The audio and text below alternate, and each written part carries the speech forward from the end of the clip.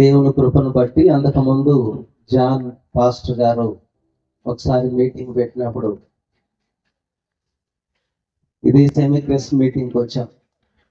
తర్వాత మళ్ళీ దేవుడు ఈ 2023లో నడిపించాడు. దేవునికి స్తోత్రం. ఆలస్యమైన మీరందరూ శ్రద్ధగా వింటారని విశ్వాసం. వింటారా? వినగలుగుతారా?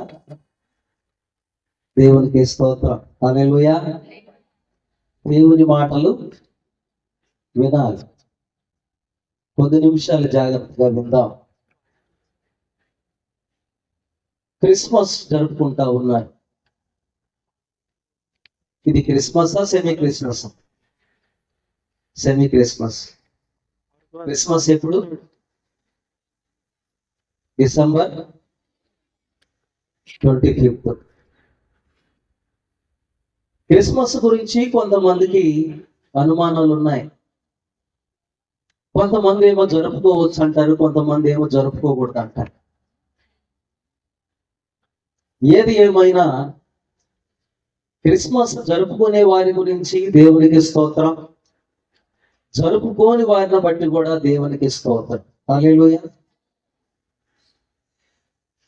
క్రిస్మస్ అనగా ఇప్పటి వరకు దైవజనులు గ్రీటింగ్స్ తెలియజేస్తూ వచ్చారు. క్రిస్మస్ అనగా క్రీస్తుని ఆరాధించుట.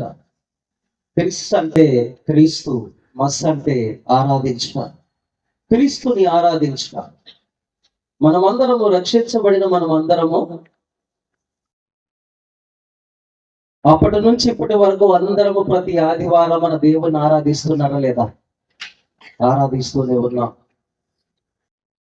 మనకు ప్రత్యేకమైనటువంటి సమయము సందర్భము అక్కర్లేదు. ఏ రోజైనా, ఎప్పుడైనా, ఏ క్షణమైనా, ఏ ప్రాంతములైనా దేవునిని ఆరాధించుకోవచ్చు. క్రిస్మస్ అనగా దేవునిని ఆరాధించుట. మనం అందరం ఆరాధన చేస్తూ ఉన్నాం. అలాంటప్పుడు ఇవన్నీ ఎందుకు పాస్టర్ గారు అని అడిగితే, ఇవన్నీ కూడా దేవునిని గురించి తెలియజేయడం కోసం. దీనినే సువార్త అంటారు. సువార్త అనగా ఏమిటి?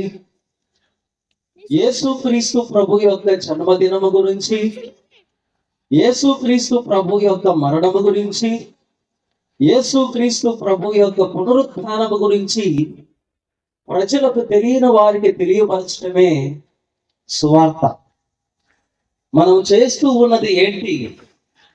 ఈ రాత్రికాల సమయంలో అందరూ వచ్చి కూర్చొని కొంత డబ్బును ఖర్చు చేసి కష్టార్జితాన్ని ఈ విధంగా దారపోసి ఏం చేస్తున్నారు అని అంటే ఒక పండుగగా, పర్వదినంగా జరుపుకుంటూ తెలియని ప్రజలకి తెలియపరుస్తూ ఉన్నాము. ఇది క్రిస్మస్. దేవునికి స్తోత్రం. హల్లెలూయా. నాకు తెలిసి ఈ మీటింగ్ ఏర్పాటు చేయడానికి యేసన్నకి ఎన్ని రీతులుగా ఇబ్బంది కలిగిందో నాకైతే తెలియదు. నేను అనుకుంటూనే ఉన్నాను, యేసన్న దగ్గర డబ్బుండి కాదు, ఫారెన్ ఫండ్స్ వస్తూ కాదు, స్పాన్సర్స్ ఇస్తూ ఉంటే కాదు ఇది జరుగుతూ ఉన్నది. దేవుని కొరకు నిలవబడి దేవునిని గురించి ప్రకటించాలని దేవుడు ఆయనను ఏర్పరచుకున్నాడు. కాబట్టి ఈ కార్యక్రమాన్ని తలపెట్టాడు, దేవుడు నడిపిస్తూ ఉన్నాడు. దేవునికి స్తోత్రం. దీనిని ఈ రోజున మనము ఏర్పాటు చేసుకొని క్రిస్మస్ గా నియమించుకున్నాం. అంత మాత్రాన ఇదే కరెక్ట్ అయినటువంటి క్రిస్మస్ అనుకుందామా? అనుకోమా? ఇదే దేవునికి క్రిస్మస్, మనకి ఇష్టమైనటువంటి క్రిస్మస్ అనుకోవాలి. దేవునికి స్తోత్రం. హల్లెలూయా. హల్లెలూయా. దేవుని కోసం ఖర్చు చేసే వాళ్ళు ముందుకు రావాలి. దేవుని కోసం నిలవబడేవారు ముందుకు రావాలి. దేవుని కోసం పనిచేసేవారు కావాలి. సంవత్సరాల వెంబడి సంవత్సరాలు క్రిస్మస్ జరుపుకుంటా ఉన్నారు, పండుగలు చేసుకుంటూ ఉన్నారు. కానీ ప్రయోజనం ఏంటి? దేవుని కొరకు నీవు ఉపయోగపడుతున్నావా? దేవుని పని నీవు చేయగలుగుతున్నావా? దేవుని ప్రేమను పొందుకున్న నీవు ఇతరులకి ప్రేమను ప్రకటించగలుగుతున్నావా? ఏం చేస్తున్నావు? ఈ రాత్రి కాలం పరీక్ష చేసుకోవాలి. దేవుని ప్రేమను ఎప్పుడైతే నీవు ఇతరులకు చెప్తావో అదే నిజమైన క్రిస్మస్. నీవు పొందుకున్న ఆనందాన్ని, నీవు అనుభవిస్తున్న సంతోషాన్ని, నీవు చేరబోతున్న ఆ పరలోక పట్టణాన్ని నీవు ఇతరులకు తెలియజేయడమే నిజమైన క్రిస్మస్. అది దేవుడు నీ దగ్గర నుంచి కోరుతూ ఉన్నాడు రాత్రి కాలంలో.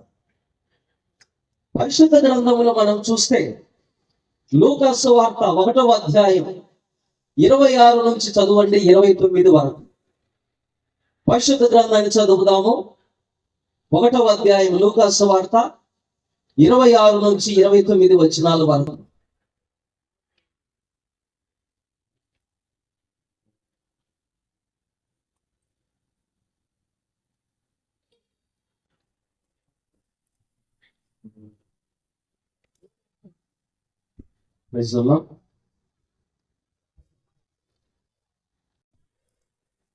యోసేపు ఒక పురుషుని ప్రదానము చేయబడిన కన్యక యొద్దకు దేవుని చేత పంపబడెను.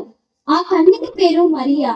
ఆ దూత లోపలికి వచ్చి ఆమెను చూచి, దయాప్రాప్తురాలా, నీకు శుభము, ప్రభువు నీకు తోడై ఉన్నాడని చెప్పెను. ఆమె ఆ మాటకు బహుగా తొందరపడి ఈ శుభవచనం ఏమిటో అని ఆలోచించుకొనుచుండగా, దూత, మరియా, భయపడకుము, దేవుని వలన నీవు కృప పొందితివి. చదవబడిన